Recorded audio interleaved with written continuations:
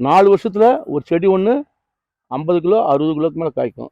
5 வருஷத்துக்கு மேலே 100 kilo 150 kilo காய்க்கும். 200 கிலோ கூட காய்க்கும். செடி பூரா பூரா காயாக தான் இருக்கும் செடி. புளியங்குடி அந்தோணிசாமி என்று சொல்லக்கூடிய தென்காசி மாவட்டம் புளியங்குடி அந்தோணிசாமியினுடைய ரகம் இது. இந்த ரகம் ஒரு வருஷத்தில் எல்லா நாள்லையுமே காய்ப்பூ எல்லா நாள்லையுமே வரும். முக்கியமாக சித்திரை வைகாசி இதில் பாருங்கள், பூ பாருங்கள் எப்படி இருக்குது பாருங்கள். ராஜகனின்னு சொல்லுவாங்க ஒரு பேர். ராஜகனி சிவகனின்னு சொல்லுவாங்க. அதால் தான் அது இறை துண்டுக்கு நிறைய பயன்படுது. நிறைய பேர் இதை வீணாக்கிடுறாங்க.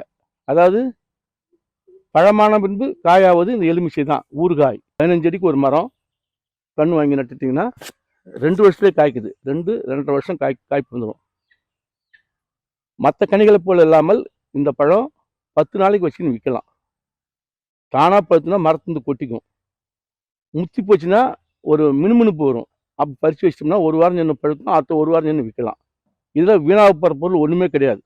பழுத்து போச்சுன்னா இந்த பழத்தை ஒரு குடுவையில் போட்டு இந்த பழம் எத்தனை கிலோ போடுறோமோ அவ்வளோ வெல்லம் போடணும்.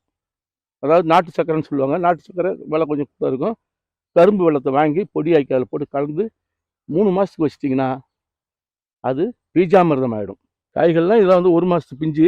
இன்னும் 2 மாதத்தில் பார்த்தீங்கன்னா இல்லை ஒரு பழம் ஒன்று 50 கிராம் அளவுக்கு இடம் வரும். 20 பழம் 1 கிலோ நிற்கும்.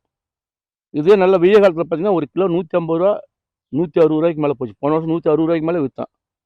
எல்லாத்தையோட புளியங்குடி அந்தோணிசாமி வெரைட்டி தான் ரொம்ப அருமையாக. இது புளியங்குடி அந்தோணிசாமி கிட்ட வாங்கின கன்று தான் இது. விலை எப்பயுமே அதிகமாக இருக்குன்னு சொல்லிட்டு அதை தவிர்க்காதீங்க. அந்த அளவுக்கு அதில் வீரியம் இருக்குது.